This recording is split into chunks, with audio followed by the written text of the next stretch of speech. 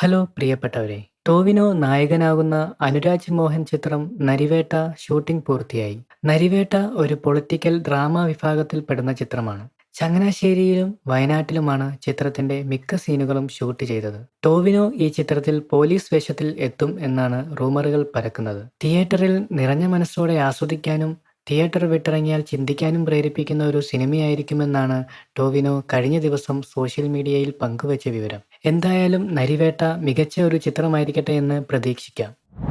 പേരുമാറ്റി തെന്നിന്ത്യൻ നടൻ ജയൻ രവി. രവി മോഹൻ എന്നാണ് പുതിയ പേര്.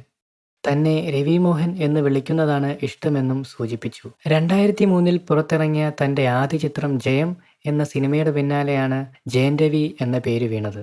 ഒരു വ്യക്തി എന്ന നിലയിലും കരിയറിലും തനിക്ക് യോജിക്കും എന്ന് തോന്നിയ പേരാണ് രവി മോഹൻ എന്നും അദ്ദേഹം കൂട്ടിച്ചേർത്തു.